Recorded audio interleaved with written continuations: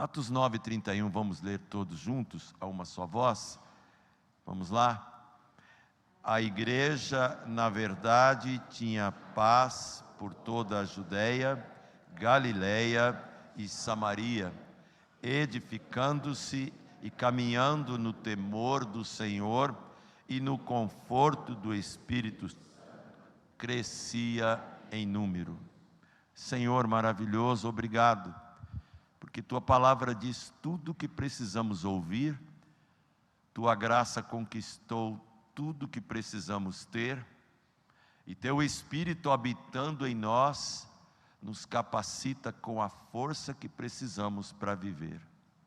Dá-nos, pois, tais compreensões e consciência tão clara, para que a pauta deste versículo seja a nossa agenda cotidiana sempre, sem intervalos, sem pausas, sem receios, e mesmo sob pressão, seja a pressão interna do nosso próprio coração, seja a pressão de falsas noções que temos da religião ou até mesmo do cristianismo, seja a pressão do inimigo, seja a pressão da sociedade, seja a pressão dos contrários, dos que creem em coisas diferentes, dos que creem de maneira diferente, que possamos realmente olhar para esse versículo e perceber uma igreja que, nos primórdios, sem toda a estrutura e história que desfrutamos hoje, ela viveu sob pressão e deixou marcas que precisam ser buscadas ainda hoje, principalmente hoje. Fala, Senhor, e que possamos realmente expressar esse conteúdo que parece simples e singelo, porém ele é contundente, poderoso e desafiador. Não permita que fiquemos passivos diante desta palavra, mas que pelo Teu Espírito possamos sair e caminhar e crescer, mesmo sob pressão, em nome de Jesus. Amém.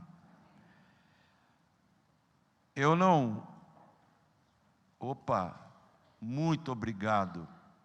Ricardo, eles trouxeram o que você quer? Então pega aí, rapaz, pega aí, não quer não? É porque foi para ele que a água chegou, entendeu? Ele estava preocupado, mas como eu não sou de beber água, pelo menos agora, né? Mas acho que ela está aqui, eu vou deixar uma aqui, deixar outra para o Ricardo, não tem problema não.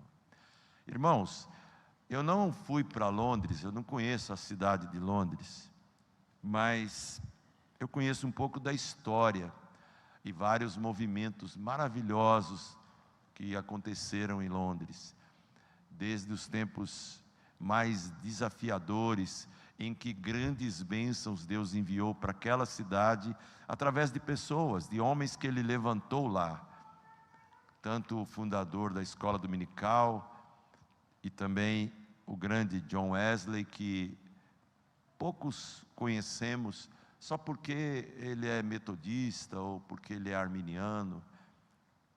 Besteira. O amigo dele é nosso chegado de crença, George Whitefield, presbiteriano da Gema. Os dois eram muito amigos, pregavam em tudo quanto é canto. E um dia, John Wesley confessou que teve um sonho, e esse sonho era muito forte, muito expressivo. E no sonho de Wesley, ele estava à frente do movimento metodista, com o desejo de que todos os habitantes de Londres e do mundo fossem metodistas. E aí no sonho, Deus falou com ele. E no sonho de Wesley, e sonho mesmo, ele contou isso como sonho. Ele disse que no primeiro momento do sonho ele foi para o inferno. E lá no inferno ele chegou e o secretário do Satanás, um dos diabos ali autorizados, recebeu. E Wesley fez uma pergunta: aqui tem metodista, presbiteriano, batista, anglicano, católico? E o secretário do do demônio falou assim: aqui tem sim, temos muitos. E ele ficou muito frustrado, muito decepcionado. E no sonho ele foi levado ao céu. Chegou lá, um anjo muito educado, secretário do céu, abriu a porta, e Wesley fez a mesma pergunta. Aqui tem católicos, presbiterianos, metodistas, anglicanos, católicos, aqui tem? E o anjo disse: não tem nenhum desses aqui não. Tudo isso aí são coisas lá da terra. Aqui só tem aqueles que foram lavados pelo sangue do Cordeiro. Essas distinções são de vocês. Aqui não temos isso. A partir do sonho, Wesley ficou muito mais empenhado ainda, porque ele andava meio capenga nessa época. Muitos dizem que foi um tempo de verdadeira conversão dele. E ele se juntou com Whitefield e com outros tantos, e com a turma do Clube de Santidade que ele formou com o irmão Carlos, e onde ele fez muitas coisas importantes. E começou a pregar, e pregar em tudo quanto é canto, e pregou até os 86 anos, e andava no lombo de cavalo, e pregava em muito lugar. Se contarmos em quilômetros o que ele percorreu, e ele viveu muito mais tempo do que o Whitefield, mas o zelo dele era pregar o Evangelho na sua pureza e simplicidade, para que todos, independente da placa denominacional, pudessem estar no céu, porque é esse o único caminho. Bill Hybels escreveu vários livros, eu li alguns, e num deles, ele faz uma pergunta crucial para nós presbiterianos, para nós lavados pelo sangue do Cordeiro, que somos da igreja presbiteriana. Não entre na sua cabeça nenhuma pretensão de que um dia você vai bater na porta do céu e vai levar o cartãozinho de membresia carimbado pelo pastor John Calvin. E ele vai falar para você assim: e o sangue do Cordeiro está aí? Não, só o símbolo do Calvino. Então, não vos conheço. Então, Bill Hybels fez essa pergunta: qual é a igreja mais importante do mundo? E ele mesmo no livro responde: é aquela que Deus está formando dentro de você. É aquela igreja que Deus está edificando dentro de você. Essa é a igreja mais importante do mundo. E quando a gente lê Atos, logo de cara a gente percebe, nos primeiros capítulos, particularmente no glorioso capítulo 2, dos versos 42 a 47, as marcas distintivas de uma igreja plena do Espírito Santo, de uma igreja pioneira num tempo dificílimo, uma igreja nascente que não tinha referência de nada nem de ninguém, nem obstáculos humanos, nem comparações. Aquela igreja de Atos 2, 42 a 47, ainda é desafio, parâmetro e padrão para a nossa igreja local e para qualquer igreja biblicamente digna do nome de Cristo. E eu quero fazer apenas uma lista do que nós devemos ser e cultivar, e que está bem claro ali nesses versículos do capítulo 2. Essa igreja que Deus está edificando dentro de você é a melhor igreja para se pertencer, para se ministrar, para se congregar, para servir, para atrair pessoas para Cristo através da missão que você desempenha nela. Olha só as marcas daquela que são desafiadoramente objetivos nossos. Naquela igreja, todos se dedicavam de coração ao ensino recebido, todos perseveravam na doutrina. Não era uma coisa ensinada num tempo e depois reensinada, e ninguém nunca aprende. Se repete o ensino, se fala do mesmo ensino e parece que entra por um ouvido e sai pelo outro, e às vezes a gente martela aquilo ali. Então aquela igreja perseverava, aprendia e dizia: assumo, e fazia. Essa era a prática, essa era a maneira, era a marca daquela igreja. Outra coisa, todos se dedicavam à coinonia. Todos, não havia persona non grata, não havia bicudos que não se beijavam, todos se dedicavam à coinonia, tudo era comum, tudo, não tinha clubinhos santificados, elitizados dentro do corpo de Cristo, todo mundo era adepto à coinonia, todos, depois todos se envolviam nas reuniões, todas as reuniões que aconteciam, o grupo era menor, sim, menor, mas depois vai de 120 para 3, mais 5, a coisa complicou. Nós temos vantagens, sim, mas temos uma carência muito grande de imitá-los nessa coisa de sermos todos um só. E aí a igreja participava das reuniões, todos participavam das celebrações, todos se consagravam às orações, era uma questão de perseverança, persistência, não era uma coisa que a pessoa decidia, nisso eu vou, nisso eu não vou, nisso eu vou, nisso eu não vou, naquilo eu participo, me envolvo, naquilo eu não tenho jeito, não levo jeito. Então você é esquisito, porque aqueles irmãos, diferentemente de nós, eles eram purê.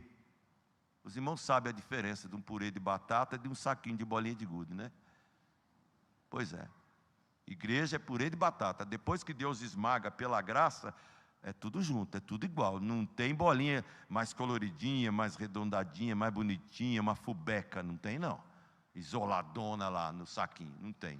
Outra coisa, todos tinham um temor profundo, todos, não era uma coisa assim, para ser treinado, o Espírito Santo imprimia isso neles. Todos estavam o tempo todo presenciando milagres, maravilhas. Parece que isso, depois de tempos e séculos, Deus se tornou obsoleto. Deus é do Velho Testamento, Deus é do início da igreja primitiva, mas o Deus de nossos dias é um Deus acadêmico, cerebral, um Deus que não age mais. Não adianta orar não, peça na igreja para orar, mas não acredite que vai dar certo. E se der certo, e se ele responder, não louve não. Se louvar timidamente, mas se for para você engrandecê-lo com efusões de alegria, não faça isso, não é adequado. Não sei quem te ensinou essa doutrina do inferno, porque no céu a alegria é coisa séria. Outra coisa interessante da igreja primitiva, eles eram liberais nas finanças e nos bens. Todos, à medida que as pessoas tinham necessidades, eles contribuíam, eles davam. Isso é marca, generosidade. Isso é bonito. Todos eram solidários e compadecidos. Todos adoravam juntos no templo. Havia festa a cada reunião. Todos eram fervorosos no louvor. Todos eram entusiasmados, era uma coisa gostosa, afinal, logo eu, finito e mortal, logo eu fui salvo. Como não engrandecer com festa constante na minha alma e na minha boca? Para os travados de plantão, logo você foi salvo. Ou você pula de alegria e celebra o teu Deus, ou então tua salvação tem que ser questionada. Porque lá no céu, a anjaiada vai falar, quem é esse aí, Senhor? De onde ele veio? Ele vai falar, tá errado, né? Ele não é daqui, vamos mandar embora? Não vai acontecer isso. Isso é só uma metáfora besta. Mas só para você entender que naquela igreja, todos eram fervorosos, de espírito. Uma coisa interessante, todos eram simpáticos na vizinhança. Todos percebiam o agir de Deus, fazendo a igreja crescer. Todos eram cheios do Espírito Santo. E todos revelavam força e valor, mesmo sob pressão. Veja, irmãos, o texto do verso 31, ele deixa claro que um pouco antes Estevão tinha sido morto. Um pouco antes a conversão de Saulo acontece. Um pouco antes, principalmente se você der uma olhadinha rápida no verso de número 28 e 29, olha a postura do novo convertido Saulo. Estava com eles em Jerusalém, entrando e saindo, pregando ousadamente, em nome do Senhor, falava, discutia com os helenistas, mas eles procuravam tirar-lhe a vida. Os irmãos foram e ajudaram Paulo. Veja, havia já uma pressão em cima dele. O novo convertido não tinha moleza para seguir o seu evangelho, para seguir o seu Cristo. E de imediato Paulo tem consciência de que o dia que Deus o chamou na estrada de Damasco, o cumprimento já se faz aqui. Eu vou mostrar para você o quanto importa ser perseguido por esse nome a quem você perseguiu a vida toda. A igreja nasce sob pressão, cresce sob pressão. E é nisso que eu gostaria de conversar com os irmãos. A igreja sob pressão, em primeiro lugar, ela cresce em alicerce. A nossa versão atualizada é a única entre todas as outras versões, em português e também até em inglês, e eu não sei porquê, aparece a igreja na verdade. Era uma expressão, não está dizendo a verdade em si, mas eu deduzo por minha própria conta, baseado no que Paulo fazia. Ele ensinava, ele doutrinava, ele discutia, ele mostrava o fato inequívoco do evangelho. Então, a tradução atualizada, ao invés de colocar a igreja assim como as outras versões, a igreja nesse tempo, a igreja desta maneira, ela tinha paz. A nossa versão atualizada inclui a expressão entre as vírgulas, a igreja na verdade. Ou seja, a igreja de fato, ela crescia. E ela crescia em alicerce. O alicerce daquela igreja era a verdade do evangelho. A verdade que, quando bate lá no coração, modifica. Quando entra na consciência, dá força, transforma.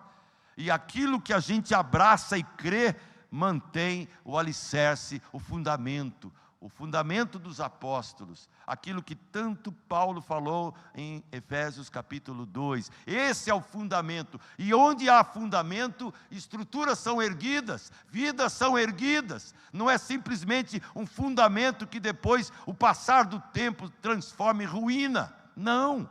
A igreja sob pressão, ela cresce em alicerce.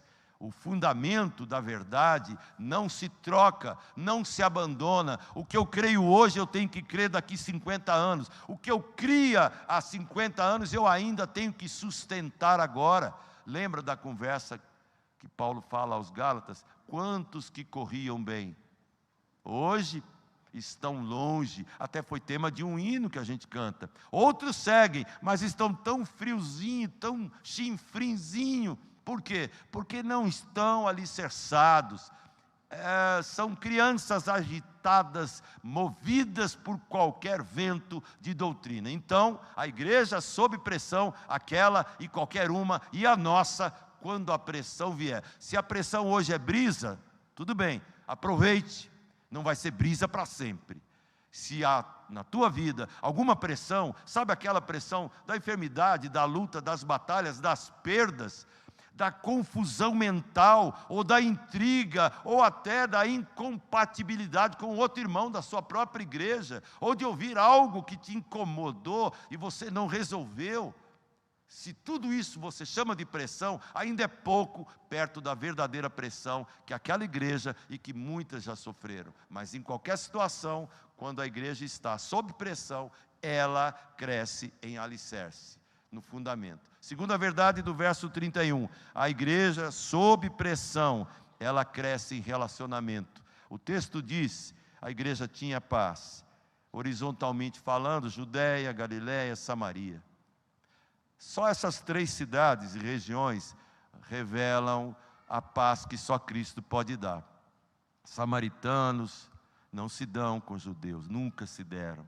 Mas Cristo fez o caminho. Cristo derrubou a parede que estava entre eles. Irmãos, nós precisamos rever nossos relacionamentos internos e externos. É bom ter amizades e ter a pauta da paz de Cristo pavimentando o caminho que me leva até uma outra pessoa, mesmo que aquela pessoa não conheça Cristo, porque se ela não conhece e eu verticalmente estou em paz com Deus, eu tenho que alcançá-la ou ser amigo dela, para que ela entenda que o meu melhor amigo não é ele, mas é ele. E aí então posso ganhá-lo também. Mas quando eu tenho relacionamentos dentro da minha casa, dentro da minha igreja, A paz não pode ser descartada e ela não pode ser vendida, jogada fora, de maneira nenhuma. A igreja, na verdade, sob pressão, ela tinha paz. E era uma paz sentida, uma paz percebida, uma paz, sabe, irmãos, que aconchega. Lembra do hino que nós cantamos? Eu andava por caminhos na escuridão e por caminhos escuros e tu me agasalhaste. Essa palavra desse hino sempre me incomodou, porque, poxa, quando você está com frio, quando você está meio distante, quando você está trêmulo, quando você... É tão gostoso um agasalho aconchegante. E sabe o que é melhor para agasalhar um irmão? Um abraço.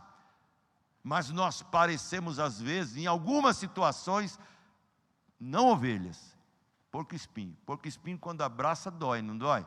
Então, vou pedir para Deus tirar os espinhos, a gente ficar, sabe aquela ovelhinha, bem gostosinha, toda dócil, né, aconchegando, no frio.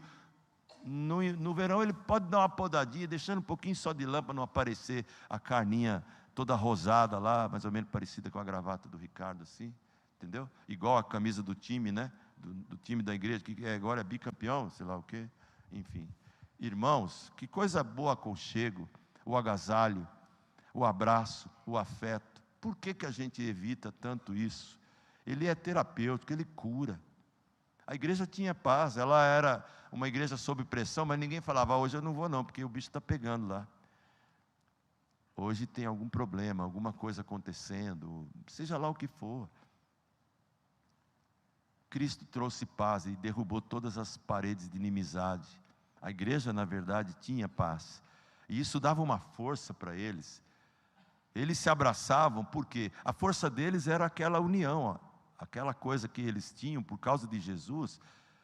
Não tinha mais problema com o romano, o centurião, o judeu, o grego, o bárbaro, o cita, o escravo, o livre, o patrão, o empregado. Cristo era tudo em todos e acabou. Essa era a gostosa paz que tornava os relacionamentos naquele tempo tão maravilhoso, tão bonito, para ser objetivo da nossa convivência. A igreja, sob pressão, crescia em alicerce, mas ela também crescia em relacionamento. É bom sentir falta, não é? Não dá? Não é bom sentir falta? Sentir falta do irmão, sentir falta... Sabe daquela conversa, aquele irmão que conta umas boas piadas? Aquele irmão que sempre tem uma tirada, aquele irmão que tem boas palavras para te dizer, te percebe triste. Aquele irmão que, poxa, o que foi? Está tudo bem? Como é gostoso a gente se sentir acolhido, porque temos uma paz que nos mostra que podemos ser autênticos, podemos ser nós mesmos, sem manter cara de paisagem, só para impressionar quem quer que seja. A igreja sob pressão crescia, na verdade, em alicerce. A igreja sob pressão crescia também em relacionamento. Eles tinham paz verdadeira. Terceiro lugar, a igreja sob pressão crescia em estrutura. O texto diz que edificando-se. A palavra edificar aqui dá a ideia do edifício sendo construído. E Pedro chama isso de pedras vivas. Cada cristão é uma pedra viva, sobreposta, pavimentada pela graça de Deus, pelo equilíbrio, pelo prumo que está na mão de Deus, diante do qual não dá para alguém ficar para lá ou para cá. Deus quer que você seja edificado. Numa parede como essa aqui, ó, qual é o tijolo que está em destaque? Não tem. Tudo foi colocado ali, e é bonito assim. Não tem um tijolinho ali que fala, aquele tijolinho, eu estou vendo, eu tenho uma visão de Superman. Eu estou vendo, fui eu que doei. Pronto, acabou. Aquele banco ali, eu vou botar um selinho, uma marquinha do início do meu nome, DC. Depois de Cristo. Depois de Cristo pode pôr. Porque se for Davi Sestavo, não põe não. Não põe não. Irmãos, que maravilha, uma igreja que crescia em estrutura e a edificação era pedras vivas, irmãos consagrados que ajudavam o outro também a crescer. O texto de Hebreus, que foi lido no início, também diz: não deixe de congregar, mas fique lá junto, admoesta o teu irmão, exorta, estimule o seu irmão à prática do amor e das boas obras, tanto mais agora quanto você percebe que o dia se aproxima, o dia do Senhor se aproxima velozmente. Talvez sejamos surpreendidos com isso, mas desde já vamos nos edificar, vamos nos fortalecer. Isso é igreja, o resto é empresa. Empresas puxam tapetes uns dos outros, igreja não. A igreja sob pressão crescia em estrutura. Um se preocupava em edificar o outro, não em esnobar conhecimento, nem intimidar. Ajuda. Sabe uma coisa que eu acho bonita e eu a percebi hoje, quando o Mauro veio aqui para subir, eu falei, eu vou ou não vou? Aí ele já, tranquilão, subiu. Na hora de descer, eu percebi o Vanderlei vindo para dar um apoio. Ele precisa, que bacana. Por quê? Porque a Bíblia fala disso em Hebreus. Às vezes a gente está com o joelho trôpego. Eu não estou falando do problema físico do Mauro, e sim do nosso problema espiritual, que às vezes a nossa perninha está tão frágil que bambeia por causa do peso, porque ficamos arqueados. E eu não sou um lobo solitário e nem você. Nós precisamos nos edificar mutuamente. Aquela igreja, mesmo sob pressão, zelava pela estrutura. Vamos nos ajudar para a gente crescer. E nisso a gente falha, porque somos muitos. Mas se cada um assume um pouco, eu fico de olho, eu dou o amparo para aquele ali. Talvez a outra pessoa falar por outro irmão, mas eu não vou ficar com receio de que alguém vai ficar sozinho, tão sozinho. Porque somos um, precisamos entender isso. A igreja sob pressão, em quarto lugar, ela crescia em temor. Ela caminhava, ela não ficava parada, intimidada pela pressão, pela perseguição. O texto diz, ela edificava-se e todos estavam caminhando no temor do Senhor. Isso significa uma igreja que crescia enquanto caminhava no temor do Senhor, honrando o Senhor, sob o jugo do Senhor, sob a vara e o cajado do Senhor. Aquela igreja caminhava, não havia outra coisa sobre a igreja, outra força sobre a igreja, nem sobre a igreja, e sim o Senhor, tanto com o seu cajado quanto com a sua vara. Caminhar no temor do Senhor é seguir em frente, sabendo que o único para quem devemos prestar contas é o Senhor. O mesmo que, abrindo as portas do trono da sua graça, criou para nós um vivo e novo caminho pelo seu corpo que, rasgado, nos deu acesso livre ao trono da graça. E com intrepidez devemos entrar lá. Mas às vezes um irmão está com tanto medo de Deus, coisa errada de sentir, que ele esquece que o temor me aproxima. O temor me faz honrar o soberano Deus, a quem eu digo paizinho, a quem eu chamo pai. Ele não tem um cacetete, ele não tem uma fúria contra mim. Toda a fúria dele foi sobre o filho dele. É por isso que uma coisa boa para quem tem temor é saber que ele é um perdoado. É por isso que eu amo esse hino, logo eu. Logo eu. Que coisa boa de sentir, eu sou um perdoado. E perdoado não foge do perdoador. Perdoado não vive debaixo da ameaça do perdoador. O perdoador disse, dos teus pecados eu não me lembro jamais. Não patrulhe a vida do teu irmão como se você tivesse um cacetete que Deus te deu para você fazer isso. Porque todo perdoado tem uma tremenda relação nítida de confiança com o perdoador, a ponto dele poder dizer, pai, hoje eu tenho uma ceia para participar. Estarei contigo na glória, me ajude a te honrar aqui. Se tiver algum drama de consciência, faz o seguinte, Senhor, é comigo o negócio? Me ajuda, me perdoa, mas não foge. não adie. O bom de ser perdoado é que quem me perdoou foi meu pai. É como aquela parábola do filho pródigo. O pai já tinha perdoado seu filho, só esperava a volta dele. E quando o filho aponta no caminho, o pai, contrariando toda a cultura judaica, mesmo velho, ele sai correndo e saltitando e pula no braço, pula no pescoço do filho. O religioso esquisitão que ficava lá atrás, ele não tinha como perdoar o irmão, porque ele queria aplicar a justiça sobre o irmão. Mas a graça do pai fez muito mais. Irmãos, que maravilha é viver na igreja assim, sob pressão, crescendo em temor, caminhando. E como é bom ombrear, como é bom poder ter alguém. Vamos junto?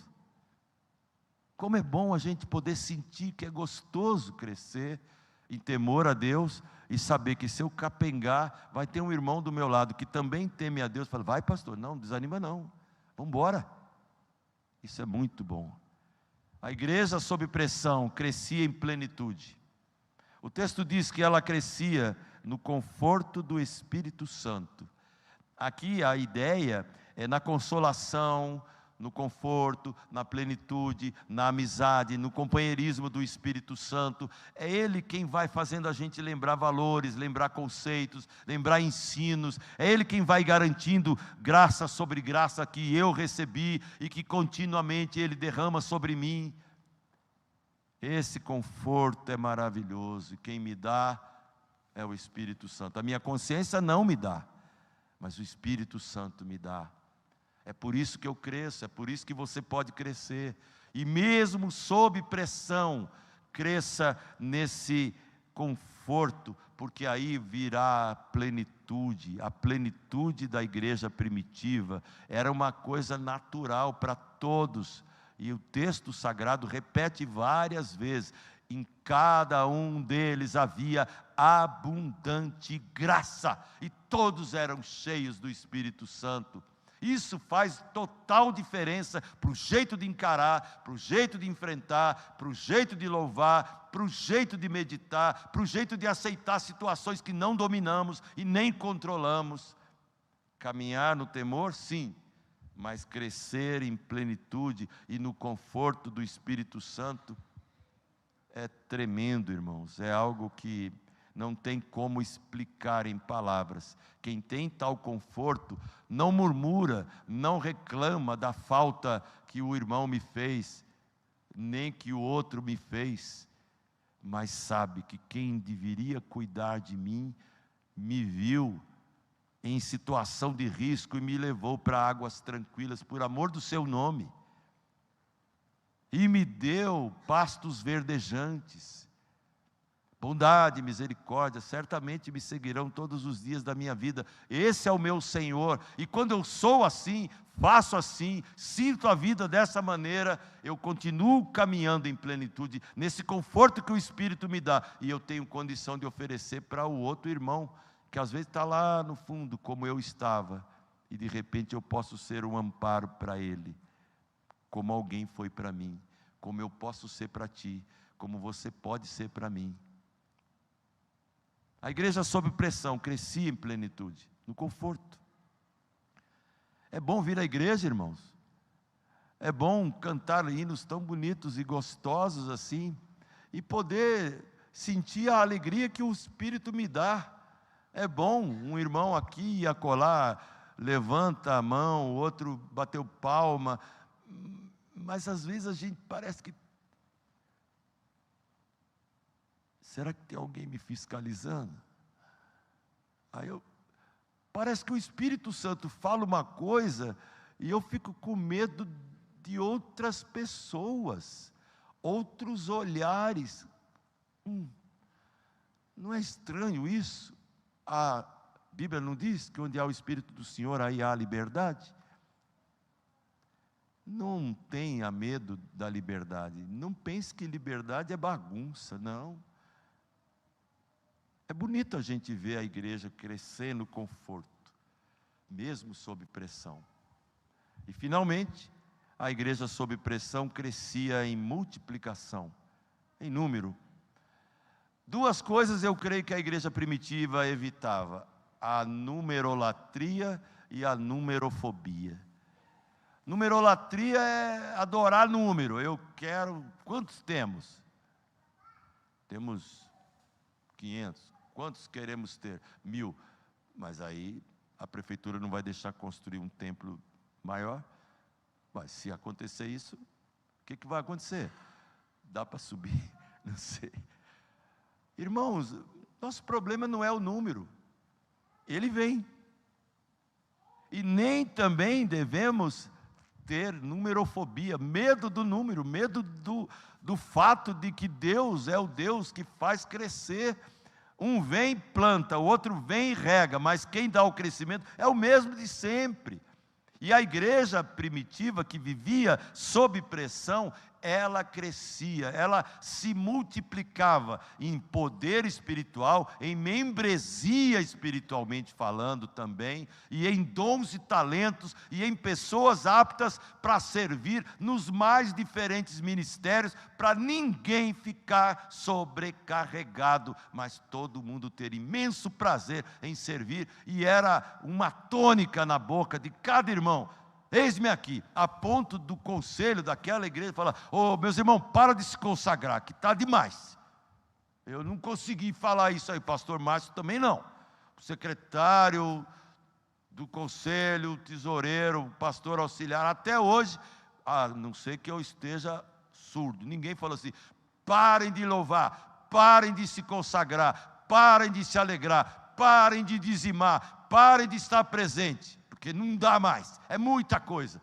Não, vamos fazer da igreja o nosso céu aqui, para que muitos passando por aí, ou convivendo, percebam algo tão pleno dentro da gente, que eles falam: eu quero isso também, eu quero isso também. Onde eu encontro? E você fala: não é num lugar, é numa pessoa, e o nome dessa pessoa é Jesus Cristo. O mesmo que eu encontrei, aliás, o mesmo que me encontrou quando eu emburrado andava para a estrada de Damasco, com ódio dele. Mas agora eu o amo, porque ele me comprou, ele me laçou, e agora eu sou dele.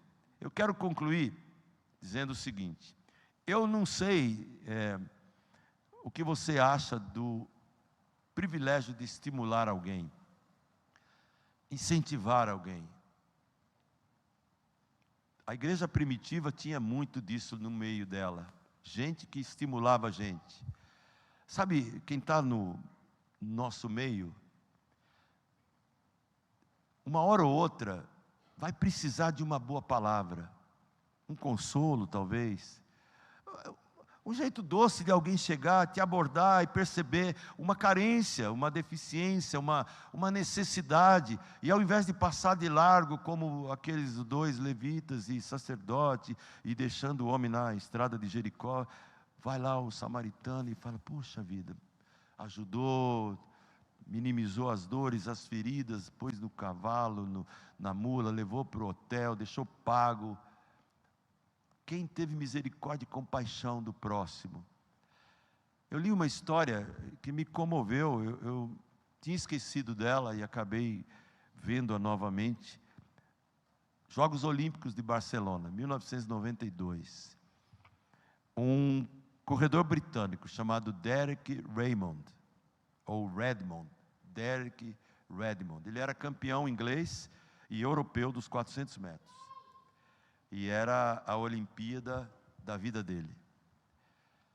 400 metros. Ele tinha todas as qualificações para ganhar aquela corrida. Na Olimpíada passada, 88, ele teve um problema no tendão de Aquiles. E ele não pôde competir. Ele passou 4 anos se preparando para Barcelona 92. 4 anos. E Derek estava lá na semifinal, na bateria que ia qualificar os 8 finalistas, sei lá quantos, mas ele era um que pretendia. O pai dele estava lá na arquibancada, 65 mil pessoas naquele dia, vendo aquela grandiosa bateria de semifinal de tantos outros esportes atléticos ali. E no momento da bateria que Derek iria correr, ele saiu e estava na frente, faltavam 170 metros para cruzar a linha de chegada, e ele era o primeiro. Ele ganharia, aquela bateria se qualificaria para a final. E a 170 metros, o tendão do seu pé direito estourou. Ele caiu de dor. Os outros seguiram em frente, cruzaram a linha, e ele ficou lá no chão por uns instantes. Depois ele se levantou com muita dor. E ele queria, mesmo não ganhando nada, mais uma vez, ele queria chegar, faltavam só 170 metros, ele queria cruzar a linha de chegada. E ele foi se arrastando e gemendo, e o público começou a aplaudi-lo. Nesse instante, o pai dele, vendo a dor do filho, o pai dele pulou a cerca, cruzou na frente dos seguranças que tentaram detê-lo. O pai dele foi até ele, na pista, colocou o ombro à disposição, o braço do filho sobre o seu ombro, e os dois seguiram juntos, e o filho gemendo, até que eles cruzaram a linha de chegada. E aí eu fico com uma dúvida, ou uma pergunta, uma indagação.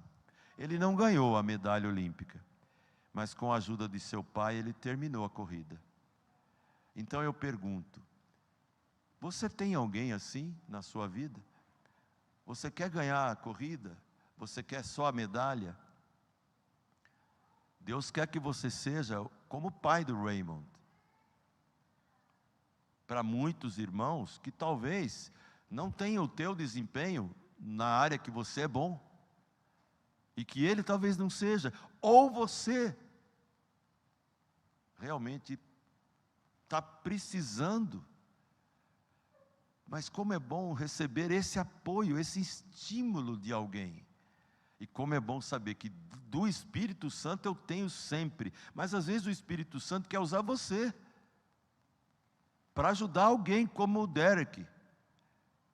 Quer ser parte de uma igreja que precisa de gente assim, capaz de, cheia do Espírito Santo, sermos mutuamente apoiadores, estimuladores, incentivadores. Irmãos, vamos quebrar qualquer barreira, qualquer coisa que nos faça simplesmente frequentar a igreja. Mas vamos entender que a melhor igreja do mundo é aquela que Deus está fazendo dentro de você. Seja um estimulador, um incentivador, um irmão que realmente entende que viver sob pressão é muito melhor, porque aí o melhor de nós, Deus vai fazer surgir na força do Espírito Santo, pela graça de Jesus.